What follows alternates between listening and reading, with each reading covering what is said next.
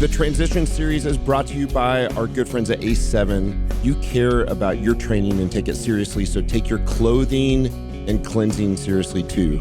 I've talked about how I use and love A7's patent-pending bar grip shirt that holds the bar in place as you squat and glues your shoulders to the bench while you bench. But A7's gear can improve your training no matter what your goals. They have USAPL and IPF approved competition gear for you powerlifters out there. They also carry training clothes for everyday workouts, including compression pants and shorts, squat shorts, elbow sleeves, and shaker bottles. And this is key. When you're done working out, don't wash those shirts with junky, chemical-filled, detergent-based soaps like you use in your washing machine. Use A7's natural soaps made with fats, oils, and lye, just like your grandparents used. It will actually prolong the life of all of your clothing, not just your A7 bar grip shirts. A7 puts their heart behind their work, and I'm grateful to have them as a sponsor for the series. Go to a7.co, that's A7.co to upgrade your wardrobe. A7, demand greatness.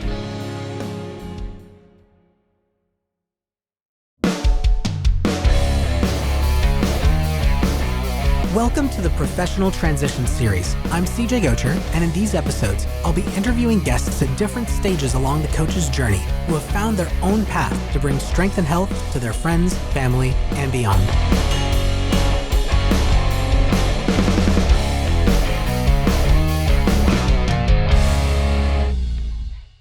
All right. Ahoy, Barbell Logic listeners. This is CJ Gotcher, and we're on the Professional Transition Series podcast. Today, I am honored to not be interviewed by, but to interview Andrew Jackson. Hello, sir. Hello, VP of Operations at Barbell Logic, and technically my boss. So, yeah, I suppose. Ahoy, Andrew. Great to have you here. Thanks for having me. So, what this series is about is capturing like that experience that people had when they made the jump from a different career, or didn't make the jump from a different career to becoming a coach, how and why, and those decisions. As so many of us, we find that passion in what it is that we do, and we're like, but we feel that hesitation. I can't do that. I don't have permission to. I don't have the space in my life. And Andrew, I think your story is really cool. You were in the Navy. Mm-hmm. You had years of management experience, and then here you are. Now, that was the really treetop summary. Yeah. And although some people who follow the podcast, I'm sure they know your story, but not everyone will. So if you could kind of walk me through professionally where you went through to now. Sure. I think the story actually starts with this very vivid memory I have about choosing which degree I wanted to pursue in college. And the extent of it was basically looking at a list of degrees that had the highest initial salary after completing your 4-year degree. And I remember looking down this list. It was literally just like how many thousands of dollars you would make per year. Got to make that cash. And at that time, this was mid to late-ish, kind of mid-ish 90s, computer engineering was the hot new kind of up and coming degree. I still remember it being the average salary coming out of a 4-year degree with computer engineering was $70,000. And this was 1996. And I was like, hey, I like computer games. I think computers are pretty neat, and I'm kind of into, math and science. And so I kind of thought I would be in engineering. And so I signed up for computer engineering. That will come back to be an important factor, I think, later in this story.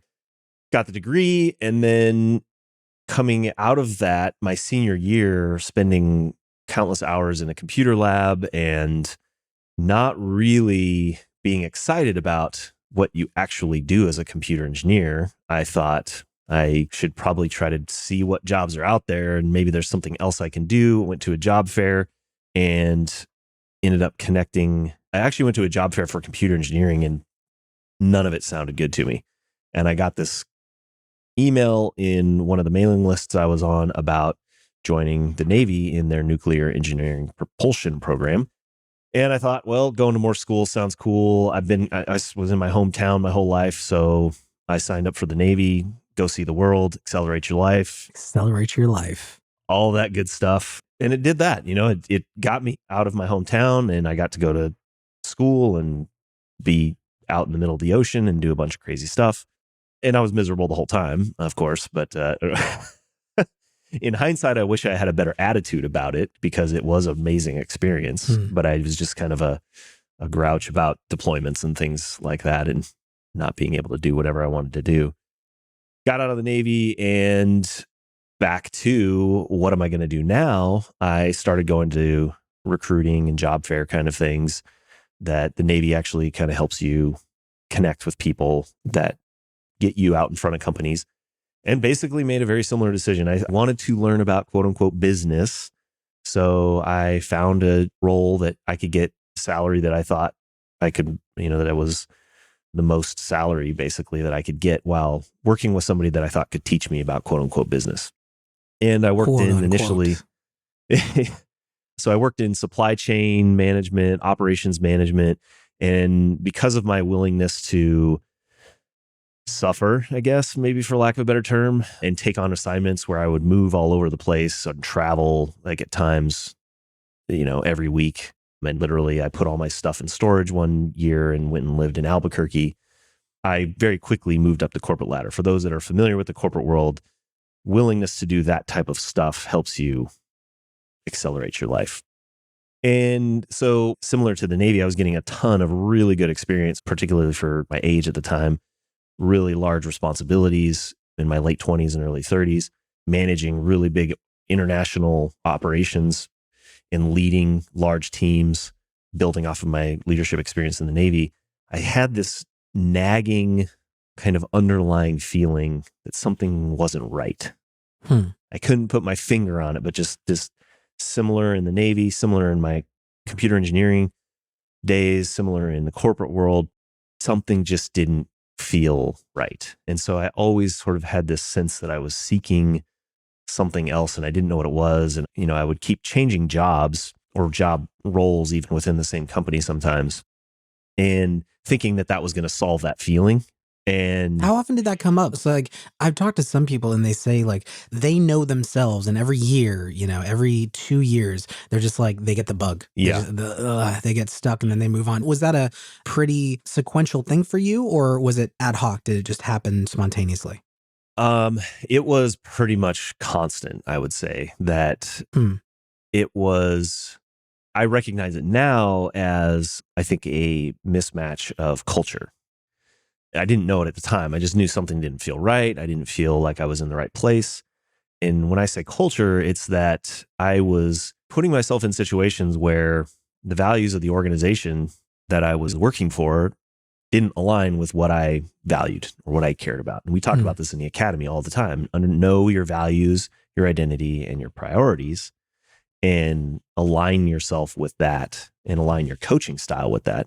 I was not aligning myself professionally with that. So I kept hitting these sticking points where I was not motivated to do what I needed to do to get to the next level, because in a big organization, and we're talking multi-billion-dollar companies, you have to be all in to continue moving up the ladder. Like your whole life needs to be in on being part of that company, networking, making connections, being known in the industry. Otherwise, you lose competitively against someone else who can go all in. Who will be, yes. And a perfect example, in my very last role, I remember sitting down with the VP that I was reporting to, who had been in the industry, the aerospace industry, for decades. He was actually, it's funny, I put my resignation in the week before he retired. He put his resignation in and he was kind of giving me a hard time because I resigned before him. But I had been, by the book, by the numbers, all my metrics, I was doing well. And I remember sitting down with him and I was like, so as far as I can see, I'm doing a good job here. And he gave me this look of just you don't quite get it. That's the baseline. At the level that I was at in the company, kind of upper middle management, performing well and hitting your numbers and going in above and beyond the expected metrics is baseline. Beyond that, you also have to be outside of your normal 10 to 12 hour workday. You need to be building relationships, making connections, networking, being visible in the industry, and you're building relationships with your customers, building relationships with your clients, with your suppliers. And that's the extra 4 to 5 hours of work a day. I would actually like to roll that back for just a second. So for those who aren't familiar, Andrew and I were both in the Navy, and we both had similar jobs, at least while we were in as surface warfare officers. We both drove ships. We did a podcast on that a couple episodes ago in the military series. And Andrew, you mentioned that while you were in, there was definitely still to my memory, this culture of, suffering is good. Right. The fact that you're putting in these extra hours, you're staying asleep, you're sleeping on the ship, even though you have an apartment, you have an empty apartment because you're always on the ship, is a sign that you're putting in the work. And what I'm hearing is that you're kind of moving from one culture that valued that kind of overclocking to another culture that did a lot of the same, still expected that much out of you, that set the minimum standard at everything.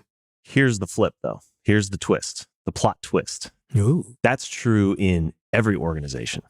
When you have the right culture fit, it doesn't feel like suffering. And I'll give you a perfect example for you and I. The birth of principles as we know it today occurred at a conference 3 years ago now. Yeah, I think so. At like 1 a.m. or something, we were having a conversation. It was fun. We were hanging out, having a good time, talking about what is now what we're calling barbell principles. Because it's something we were excited about. Yeah. We're excited about, we're passionate about it. It's aligned with our values. But if you were to tell me, Andrew, you need to go to a conference away from your friends and family for a weekend and stay up till 1 a.m. talking about aerospace engineering or potential future projects, that may not, in order to network and intercommunicate and build contacts. Andrew, you need to go network with, CJ this weekend, or, whoever the equivalent was in my corporate world. I would have been thinking it was quote unquote suffering. Okay, I'll go. But it wouldn't have worked. It doesn't work when your mindset is, I'm going to go network now. I'm going to go build relationships, because it comes across. And when we were having that conversation, we weren't thinking about it as networking, but that's networking. So to anybody that's out there listening, I think that in whatever profession you're in, if you feel like there's that friction when you're trying to go build relationships or go to conferences and it just doesn't feel like it's a fit, it feels like quote unquote work all the time. I'm not saying I don't feel like it's not work sometimes, or that there aren't conversations that, are somewhat forced, but it's a total flip. And that conference actually was one of the major tipping points for me when I was in my professional life at the time, being coached by my mentors. And I was actually getting professional coaching at the time for leadership coaching, that I needed to be better at networking and things like that.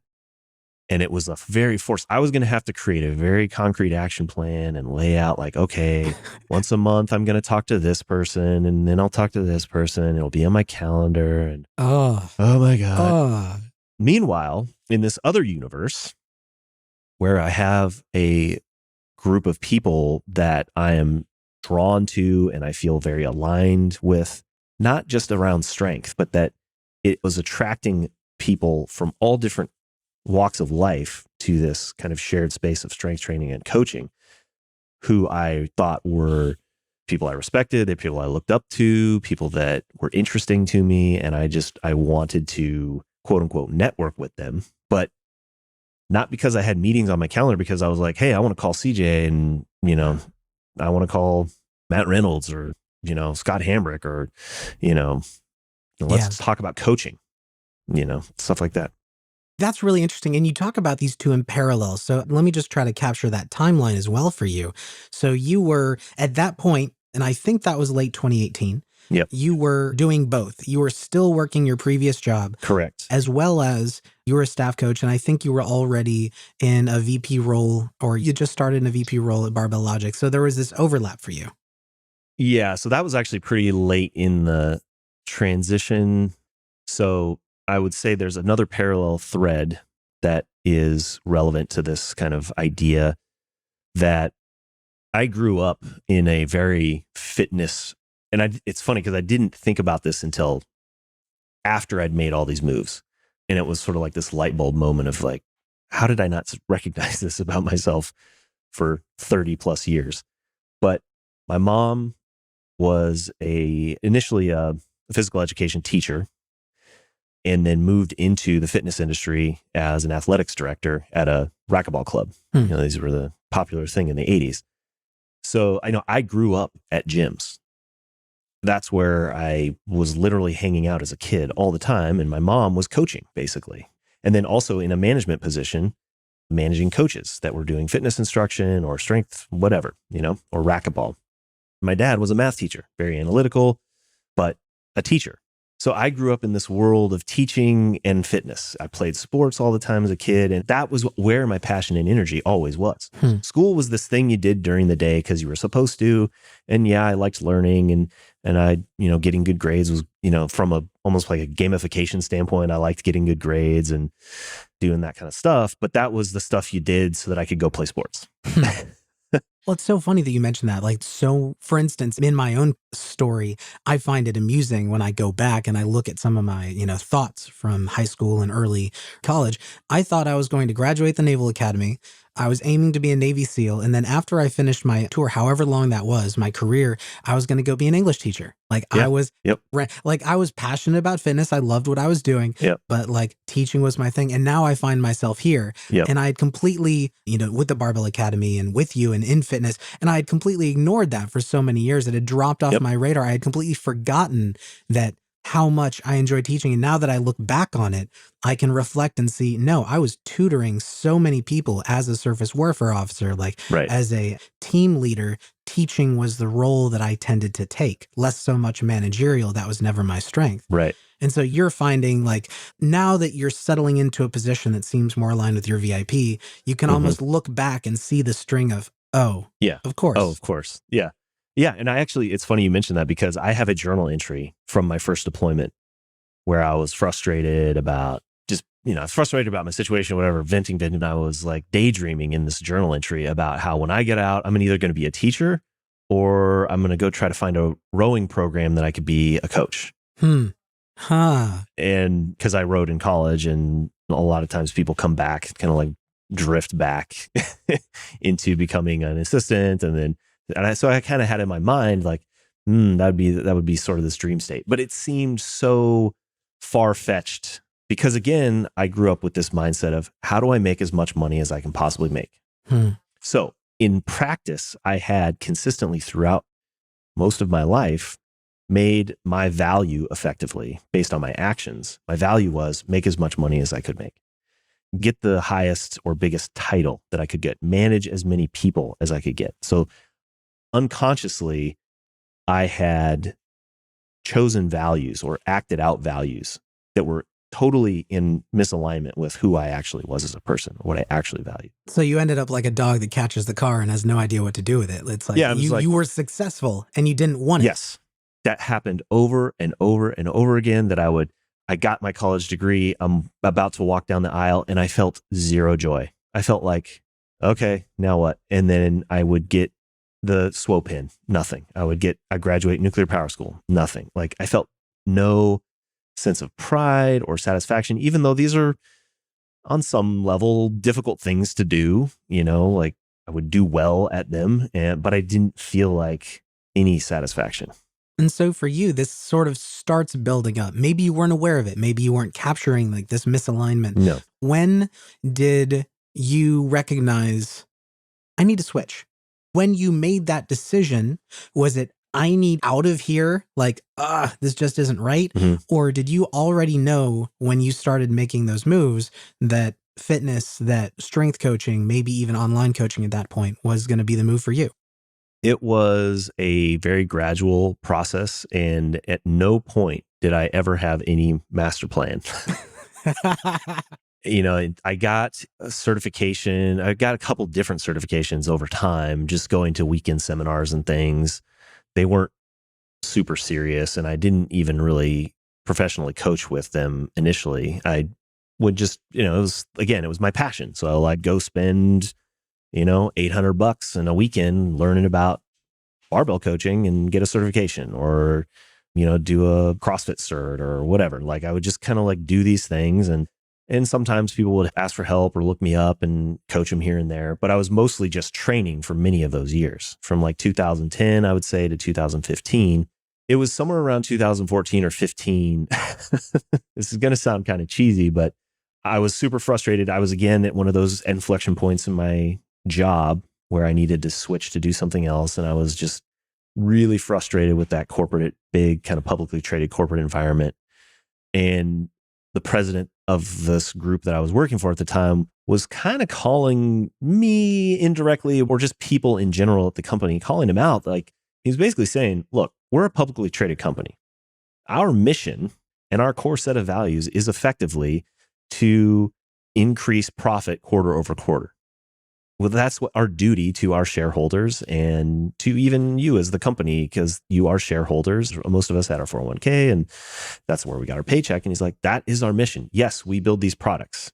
Yes, we do these things. But if you look at what flows down from the top behaviorally, this is again where you have to pay attention to like, what are the behaviors and the actions? Those are what define your values, not what you say on the corporate thing or the poster and da da da da da. It's the actions. And the actions were quarter over quarter, or even really month over month, profit must go up. And therefore thou shalt do whatever it takes. And I was just like stewing in this, kind of angry, but then also really respecting and appreciating that directness, because nobody had really ever said it so plainly to me before. And at first there was a sense of anger, and then there was a sort of a, well, yeah, that's okay. That's their mission. Yeah. You know, there was sort of this moment of like, oh, that's right. Doesn't mean that they're wrong or bad. It's just like, that's their values. But I can even hear in your words right now, that's their mission. Like, yes. There's already that detachment. There's that realization, yes. like, but it's not mine. Exactly. So that might have been the moment right around that 2014-15 where I no longer felt like what I want to do with my life is pursue what those values are. So there was a moment of recognizing a separation. It was at a very similar point in time that I remember stumbling across this, I think it was a YouTube video, I want to say, of Arnold Schwarzenegger doing a Q&A. The boss. And somebody was venting about this kind of similar problem. Like, I hate my job. I didn't totally hate my job, but you know, like they were venting about their work basically. And I've got this other passion. Should I just quit my day job and, you know, follow my passion? And Arnold's advice was no. No, you don't quit your day job because you need to feed your family. You need to take care of your responsibilities.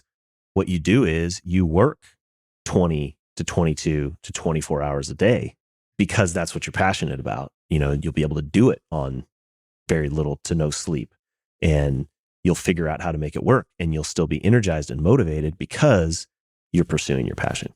So that was another key point.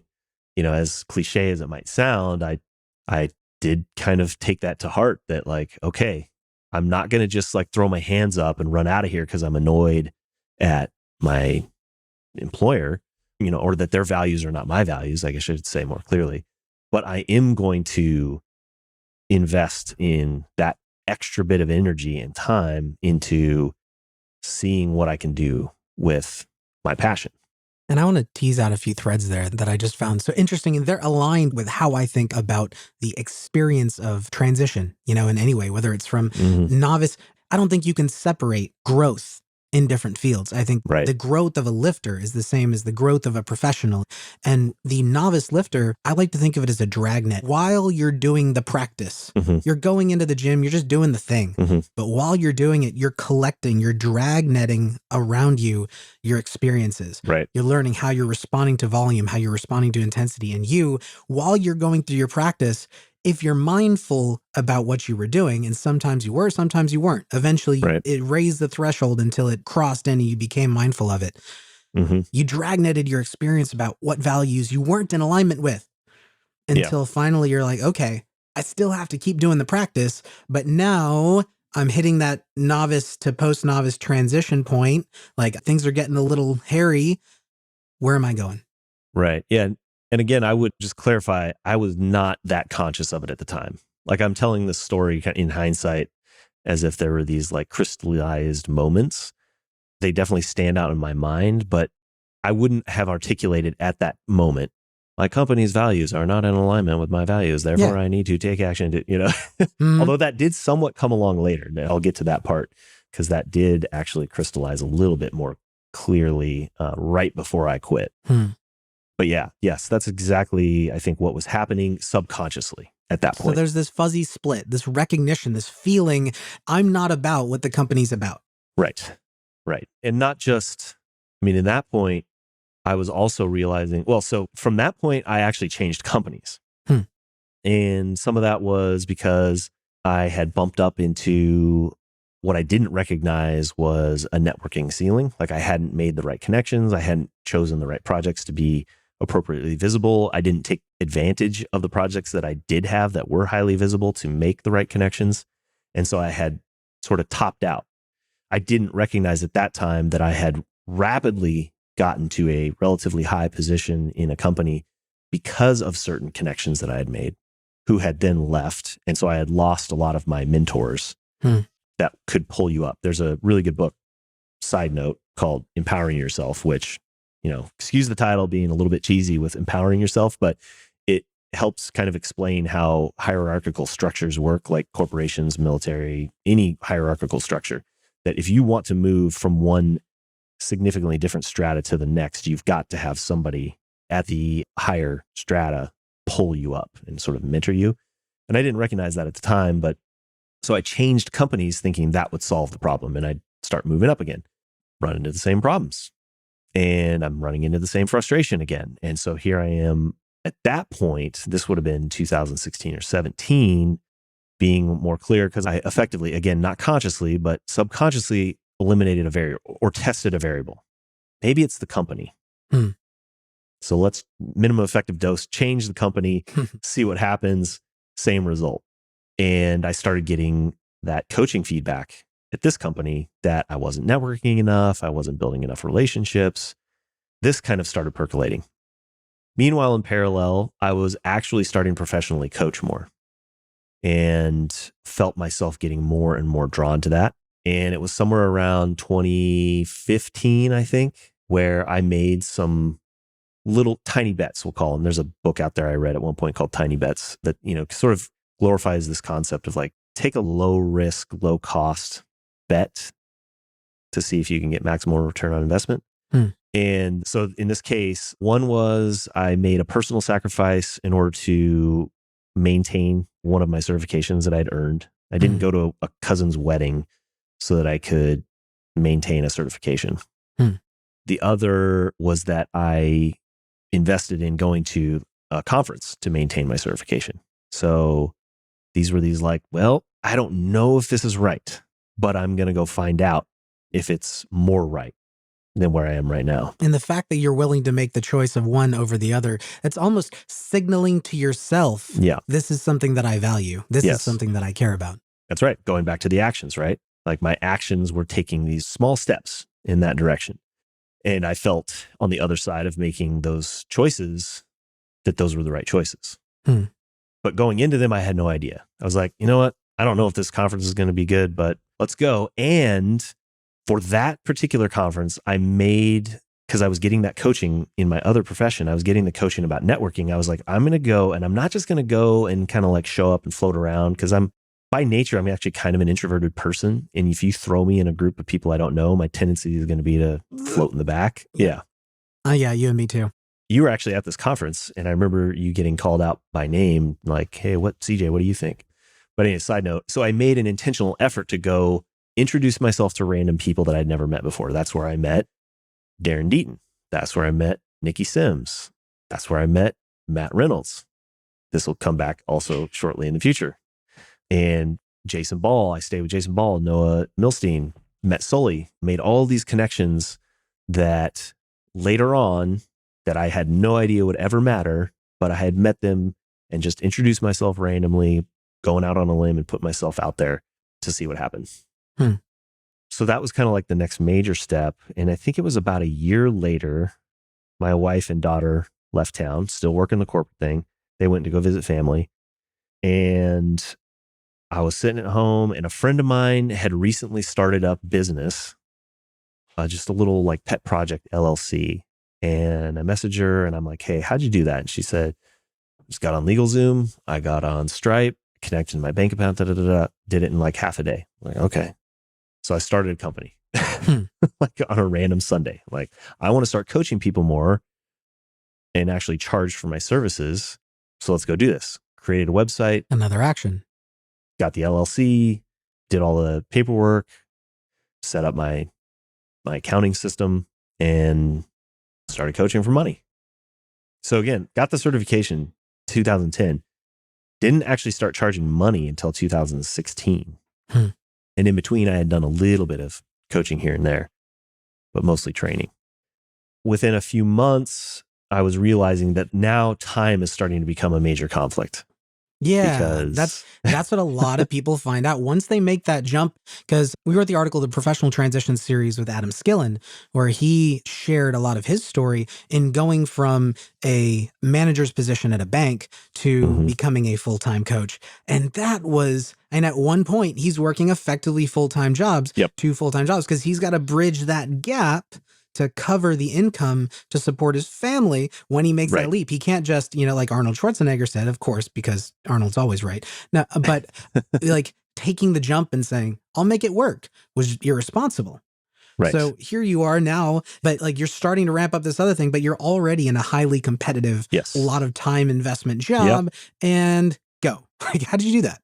Yeah. So that initially was a logistics conflict because I was in the Seattle area, working a little bit north of Seattle. And then the gym that I could coach out of was sort of in the heart of Seattle. So just for those that are familiar with the area, it's one of the worst traffic areas in the country. So just getting from my office to the gym was like a 45-minute commute. And so it was mostly a logistics problem initially, which is when I had and I remember actually Jason Ball just happened to be driving through town and he came and stopped at my gym and we're lifting and we were talking and about this very problem. And I was like, I think I got to figure out how to coach online because I just can't be there physically at the same time above a certain point. Like I just very quickly cap out on availability. And that just happened to be the fall of 2016. And it was, I think, within a month that Matt called me out of the blue, Matt Reynolds. Hey, I'm starting this online coaching thing. I later found out that I was actually the first alternate. He had a list of 15 coaches that he wanted. One of them turned him down and then he called me. Because for whatever reason, that one time we met a year earlier, my name was in his head as being one of the guys. And, I was active in some other conversation areas, and it's so funny because people have this like thing about networking. Exactly. And, like, networking is what you do when a bunch of like people who are all like mildly nervous sit in a room and trade business cards with each other. It's like you network every day if you like people. Yes. Well, and that opens up this whole other can of worms kind of conversation about how you carry yourself, how you project yourself, how you interact with people. Like I never think of networking anymore. Yeah, networking used to be like a super kind of gross feeling in my body when I would think about it. But I don't think about it that way anymore. I think about it as just like getting to know people, building relationships, putting myself, my true self out there. I mean, this was another problem that I had with what I considered networking is that I was like, okay, time to put my networking hat on. Now I'll go act like this guy and, try to promote myself or have some objective in mind. When I met Matt, I had zero objective. I was just like, I'm going to meet Matt. Hello, my name's Andrew. Like, let's talk a little bit. Or when I met Darren Deaton, we just like went and bought a case of beer or something like that to bring back to the conference and hang out. Like there was no objective. It was just putting myself out there in the world. And a year later, my name's in Matt's head. And so this is another kind of like serendipitous moment where the stars aligned. And some people I was having this conversation the other day with somebody like, that's luck. But I think luck, like even if you're talking about like golf, like, oh my gosh, what a lucky shot. If somebody hits a hole in one. But luck is the culmination of hours and hours of effort and energy and intention and all these things like that dragnet concept that you talked about. You've already done the thing. For the people who have like breakout success today, quote unquote breakout success. Right. The thing that actually made it happen happened 3 years ago. or 5 Right. years ago. I remember, Yes. not to interrupt, but you just triggered a thought in my head. I remember reading an article by Jordan Syatt, or it was a YouTube video. He landed a job as Gary Vaynerchuk's private trainer, who goes around Hmm. with Gary when he would travel and do his things. And he was like his valet of personal training. And Yeah. he made the contact through a friend. And people would say, oh, that's a personal connection. You got lucky. He's like, but he made the contact with the friend because he was putting himself out there on blogs and things. And the guy was a commenter on a blog from 2 or 3 years before that they just were talking long before the connection was ever working with Gary. It's like, there was no way of tracking that. He was just being Right. himself. And now he Yep. finds himself in a job with, a rising star in the influencer and like industry world. Right. Theoretically, you could be very conscious about this stuff. And I'm sure like the true masters are probably unconsciously just do this naturally. Probably some middle ground where you become conscious of the importance of that. And maybe that's what people listening to this might be able to do, is become a little bit more conscious, a little bit more intentional about doing it. But mine was at the time totally unconscious. It's that same, the 4 stages of development: unconscious incompetence, Yeah. unconscious competence, conscious incompetence, and then conscious competence, something like that. Or maybe it's unconscious incompetence, conscious incompetence. Yeah, but you can't have the awareness of what it is that you need to plan out your career and map your way to success when Right. you aren't successful yourself yet. Sort of like a novice, when they're starting, they don't know the path to a 500-pound squat. They just know, like, I'm going to squat today and I'm going to get stronger. And then I'm going to squat the next time and I'm going to get stronger. Yeah, I mean, that whole idea that you can, like, it was very popular when I was first coming out of the Navy. It's since kind of fallen by the wayside, but it was super common to, in an interview, for example, be asked, like, what's your 10-year plan? That was how a lot of mentoring conversations I had were at the time. Were like, okay, let's get your 10-year plan out. I want to be a CEO by 2030. Okay, so then you need to have this role by then, and inevitably every single time. And I'm sure there's some people that maybe they actually executed that, but life doesn't seem to work very well that way. And this actually goes back to why I think MED programming is effective, is that you can try to lay out a program, and maybe somebody super dedicated and 100% all in can maybe pull that off. But for most people in real life, what happens between point A and point B is very circuitous and evolves more as you figure out what you actually care about or what your life is actually doing. More bottoms up than top down. Yeah, exactly. So that's how I got to start online coaching consistently in the winter of 2016 and solved the logistics part of the time problem. The thought to actually make the switch full time was still not there because the separation of income was ridiculously far. I mean, I was barely even making side hustle kind of money coaching. Mm-hmm. 4 or 5 clients, it was noise compared to an upper middle management, low level executive at a multi-billion-dollar company in the Seattle area. Was a pretty good compensation package, put it that way. And that's the funny thing, because the more successful you are as a professional and building years and years of experience or whatever it is that you're doing, the harder it is to make Yes. up the gap to Right. sustain your same quality of life, assuming your expenses stay the same. So, Right. yeah. Ugh. Yeah. Now, on that point, I would say one of these other quote unquote luck things that wasn't so much luck is that I just happened to be an extremely financially conservative person. So at that point in my life, we had 0 debt. We had been investing in our retirement funds consistently since I was 20 years old, all through the military. And it was an engineering statistics class. I think a professor made a random comment about the power of compound interest. And it just plugged in my head in 1996 or whatever that was, that, okay, I need to make sure I'm always putting something away into some kind of a compound interest situation. So that had always been, it's not important just from a financial security standpoint. It's from a lifestyle standpoint, because as my income increased, I did not immediately fill up my lifestyle to meet my income level, because a huge chunk of it was going to retirement. Because that would have made you vulnerable. Like the more your lifestyle fills up your growing income, the more you're trapped. You need that life to sustain that income to not see a massive loss in your lifestyle quality of life. It significantly lowered, I would say, on the order of 50%. Like if you were to just look at my paycheck and then say, how much do I need to actually replace with this new career? It was probably 50% of what I was actually being paid. Gotcha. Now, I wasn't able to continue saving at the rate that I was. I wasn't able to continue contributing to my retirement. But at this point, I'm over 40. I've got, I'd been contributing for 20 years. And so it put me in a situation where the risk was significantly mitigated in that dollar for dollar replacement calculation that I think a lot of people are probably out there, mid-career. They're like, there's no way I can get that paycheck. Well, I didn't either. Yeah, that's one of those things. Like maybe I would have looked at your situation and gone, there's no way Andrew can pull this off. He's got to make X, income. If I knew what your approximate income is, he's got to make that. That's impossible. Right. Yep. And it is. And I don't expect to ever make that kind of money in this career either, to be honest. At least I would have a hard time seeing that. I got a lot of work to do before I would get there at a minimum. Yeah. Put it that way. Okay. But yet you made that choice to do it.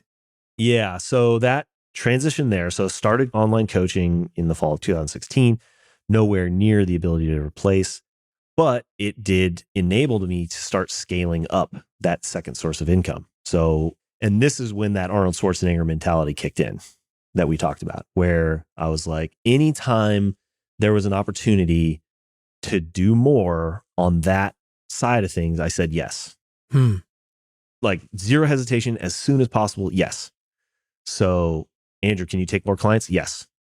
Give me all the clients you can take and I'll figure out how to make the time work. And I had to be at work typically by 6 a.m., a little bit before 6 a.m. and usually put in a 10, 12-hour day, still training, still had family time. So the solution meant I would stay up after my daughter went to bed, or I would get up at 4 a.m. or 3:30 in the morning to train. And actually, it's funny. You can go back and look at some of my Instagram stories. I'm training at like 4 or 5 in the morning because that's when I could fit it in, along with getting my check-ins done. So that's saying yes to everything in that field, because at that point I was getting a little bit further down the road of sensing that this is where I wanted to go. So those bets became a little bit bigger. The investments became a little bit bigger. But again, not step function. It wasn't like I'm throwing my career out the window all in. It was, okay, now I'm giving up 2 hours of sleep or 3 hours of sleep every day instead of one weekend or one conference kind of a thing. I was also putting myself out there more, again, unconsciously, but from a networking standpoint, we had the Slack community. So I was being more active there and just being more seen and making sure my performance was as good as it could possibly be. And this is something that just happened to, again, maybe you call it luck, but it fits within Matt's value set, that he's not real big on interviews. We still do interviews, but he's really looking for what's your behavior and your performance like before you have the job offer. I didn't know that. I was just like, I'm all in, I'm saying yes, and I'm going to do as best as I can possibly do every single day at this opportunity. And that started to get recognized. So you don't know how many opportunities you miss if you don't show up with your best self at the thing that you want.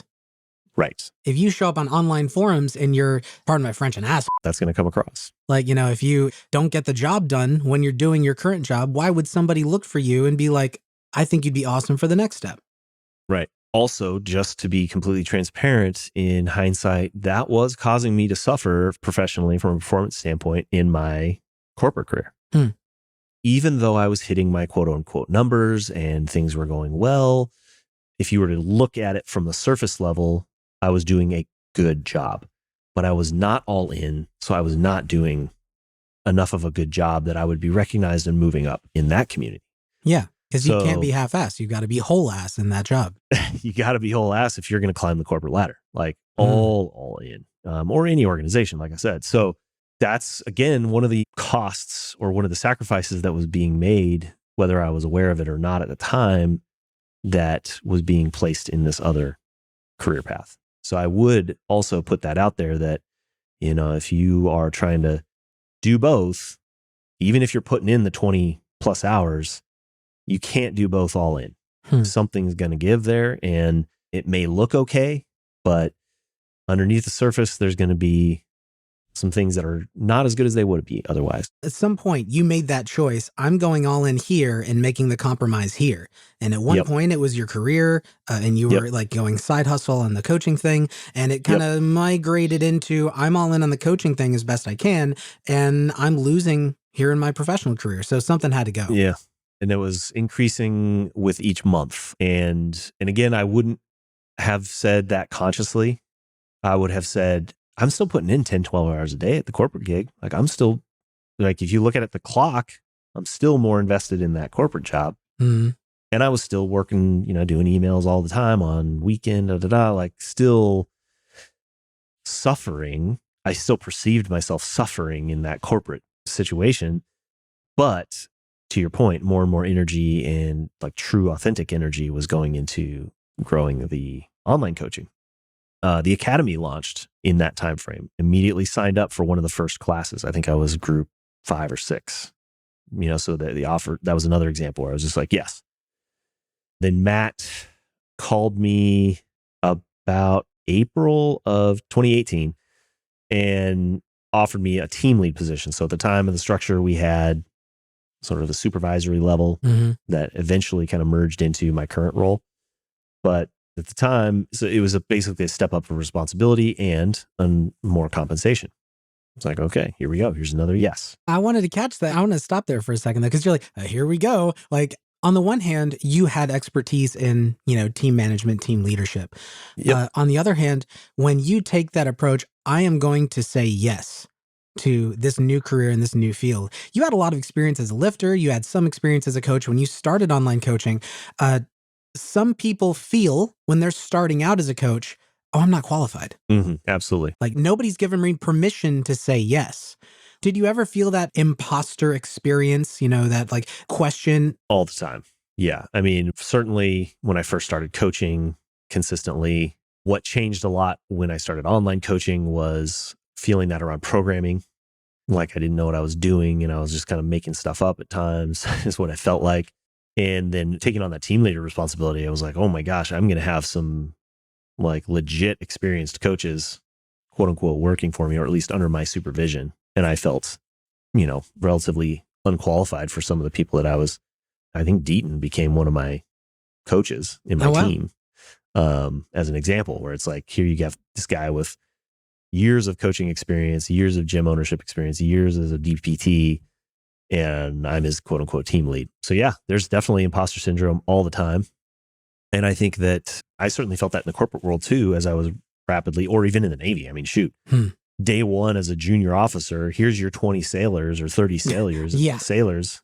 And I have no idea what I'm doing, but that's kind of an intentional known thing in that community. So there's some grace there. But as an individual, my personal experience, I had been doing that for 20 years in my career. So this is true. I've experienced this as an athlete. I've experienced this in the military and in the corporate world. That feeling never goes away. You get comfortable feeling that all the time. Being just a half step ahead of yourself, just like riding the edge of where your actual capability is. Yeah, exactly. That's growth. That feeling of discomfort is a sign that you're growing. Just like in training, we're not aiming for the suffering, but if you're not feeling sore, if you're not feeling challenged, you're probably not growing. Right. So the other hesitation that I think you picked up on that Matt also did at the time was, hey, glad you're taking this on. How many hours are you working right now? And I think all of them. It was, some ridiculous number of hours. And he's like, okay. He did like a couple of quick number crunches in his head. And he's like, all right, here's the deal. You can do that for about a year. And then something's got to change. So this was in March of 2017, the clock. The official, like if I were to say there was a moment when a clock started where I was going to have to like make the jump, that's the day it happened. And so it was all of 2017 was trying to figure out how to make it happen. And that's when I actually started trying to do the math. Like, okay, let's seriously see what the numbers need to look like. how many clients do I need to have? How much coaching in person do I need to do to supplement? Where's our tolerance level? My wife was also going to school at the time. Like, okay, maybe she can start to bring in some income when she gets out. Because your family is, when you're a freelancer or an entrepreneur or anything like that, an independent operator, like your lifestyle expenses are your overhead and your family are your Yes. shareholders. Like they're part of what we do. That's right. Right. So 2017, I would say, is when it became real. Like, okay, I got to figure out how to make this work. What are all the levers I got to pull? And it was a major, this is maybe another important point. The major flip there in my mind became, I need to have one job that gives me everything, to I need to have as many different revenue streams as possible. And how do I optimize them and all fit them together so that I can support my lifestyle? Seeing yourself as Andrew, the business operation, Andrew, Right. the operator, rather than Andrew, the employee. Exactly. Looking for the sugar daddy of an organization. Yep. So that was all of 2017, kind of culminating. I'd say the last piece in terms of like making the jump was the Christmas break of 2017. I picked up a couple of books as I was browsing the bookstore. One was a Harvard Business Review compilation book on emotional intelligence. And the other was The Subtle Art of Not Giving a F by Mark Manson, I think it is, or is it Mason? Manson, yeah. And they both, interestingly, I thought had very similar core themes to them, or at least initially. Emotional intelligence one started off very early, talking about how you will not understand your emotional reactions until you start with your values, basically. So here we are, coming full circle. It was like this, oh my God. That was the moment when I actually consciously started talking about my values and understanding my VIP, and was able to actually say like, okay, this world that I'm effectively working my way out of is not in alignment with my values. And this world, in terms of my actions, is. And that's what I read out of Mark Manson's book, as well as the core philosophy, is that it's not this nihilistic perspective. It's to know what those few things are that you truly do value and be 100% about those. Yeah. And so I thought it was really interesting that this sort of like catchy pop culture book and this techie, businessy Harvard book were basically telling me the same thing. Or at least here's another interesting thing that I think people will notice, like buying a car. All of a sudden you start seeing that car everywhere. Yeah. I read two different books that had nothing to do with each other and saw the same thing. It brought it to your level of awareness. Like there was a meeting of your life circumstances and your understanding and your realization of this conflict of values that happened to bring it front of mind, so you see it when you read the book. That's right. And so it was that Christmas of 2017, I think I consciously was like, okay, I'm doing this. And that first quarter of 2018 was getting all the last pieces in place and put my resignation in almost to the day, a year after Matt told me, you have 1 year. 1 year. So again, on paper, like in hindsight, it looks like this thing that makes sense. And it's the story that all sort of culminates and flows together.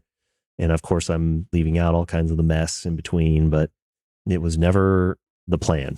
It all evolved from making tiny bets in directions that felt right and seemed to align with what I cared about. And that dragnet concept that you were talking about. There's a quote by E.L. Doctorow. He's a writer, and I'm probably going to butcher it, but it's like, life is like driving at night in the fog. You can see as far as your headlights, but you can do that the whole way there. That's right. Yeah. And when the fog clears, when you get to your destination, now this isn't him. This is just like thinking about what you just said and how funny it is. You could look back and map it on Google Maps. You could, when the fog clears, look back over your trail and obviously this sign was pointing me this way. And that, of course I made that choice and look at that. But you didn't make that knowingly in the moment. No. Yeah. And it's worked out extremely well. I feel incredibly lucky. And, I guess the final piece I would say is that even up to the last minute, there was stuff like that happening. Like when I made the jump and Matt kind of offered the job, thinking about even how we were going to structure the role ties back to that dragnet concept, because I did not want to just say, I'm dumping all of the experience that I had and doing coaching and whatever, this fitness world is 100%. I effectively merged all of my experience that I had accumulated in 20 plus years of training, coaching, leadership, corporate world, even just running a business and all that quote unquote business stuff that I wanted to learn when I got out of the Navy. And I brought that all 100% full force into this opportunity. So yes, I'm coaching, and I'm also getting to be an executive, I guess. I mean, we're a small company, but I'm an executive, a senior leader, and a manager, and still bringing all of those experiences as well into something I actually care about. Because if you were stepping in back in 2016, 2017 as a coach, and a lot of people would see themselves as being, oh, I'm brand new to the field. Like all that time before was wasted. I had 40 years of my life was not doing what my passion really was. It's like, no, like you've collected all this experience and now you're coach plus. Like you bring that to, I think that's going to be like the tagline for the, for the podcast. Coach plus. Well, coach plus the whole ass coach. You bring all of that, whatever it is, your personality, your values, your experiences, your job skills to what it is.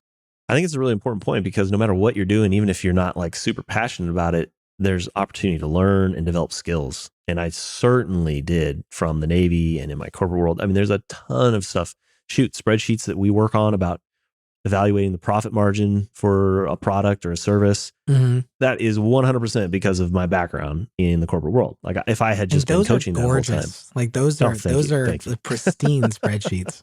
Certainly my advice there would be to like, don't sleep on your day job. But if you're thinking about getting out, like make sure you're getting the most out of it from an experience standpoint. I read books. I can remember reading a book in my corporate world called The Coaching Manager. I was coaching within a corporate setting. You can have the same conversations as you are with barbell or strength training as you are with somebody who's wanting to improve their career. Those common core concepts are the same. And so I think that's really important in what you want to pursue is to definitely, to your point, take advantage of your experiences and align with your values. One other final kind of thought on that too is when Matt called me that first time back in 2016, I remembered that he, in that conversation, in that first 15-minute conversation, mentioned that he had explicitly thought about his core values for the company.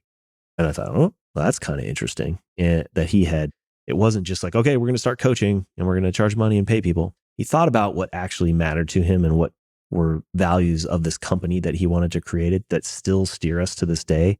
And so I guess I wanted to make sure we include it as a theme, in this whole thing that, be explicit and clear on what your values are and pursue those as a whole ass coach, I guess, as you say. I'm really looking forward to seeing how this all comes together because I'm going to break the golden rule of podcasting, which is not talk about what happens off the screen. But so this has not been released yet, obviously. In my interview with Jesse Meekum from YNAB, You Need a Budget hasn't been released yet. But that's one of the things he talks about too, is know what you're about, know what you're bringing, know the purpose, know your intention with a thing. And then I think he called it giving a mountain of intention behind it. I'm curious to see how the rest of these go. Sounds like a common theme. Well, Andrew, I feel like I could talk about this with you for hours. You've given so much of your time and experience. I really do appreciate it. I'd like to leave you with one last question if I could. Sure. So you got someone who was in your shoes. You're talking to Andrew 2014, 15, who is like thinking about it. The first thought of doing coaching as a side hustle has come up, but they have years. They're professionally tied into what they're doing. What would you say to Andrew then? I would say to follow that intuition. Might sound like a broken record because I know I've said this a bunch of times in other situations, including I think other podcasts, but my favorite definition is for intuition is prior experience not yet understood. Ooh. So follow that intuition, listen to it, and make small incremental bets to test it out. Apply that same MED philosophy that we talk about for programming to your life choices and see what works, what feels right, what fits that are in alignment with your values, and spend time writing those values out and aim yourself slightly in that direction. Course correct as you go. Continue to make those small MED changes as you're testing them out to see what fits, and be prepared to work your tail off. Boom. Dropping bombs. Well, Andrew, thank you so much. It's been a pleasure having you on for the Professional Transition series, and we will catch you around. Thanks for having me.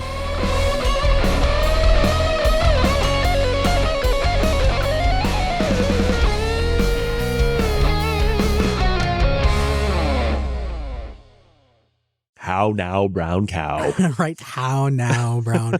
The flesh, like secured a bank loan.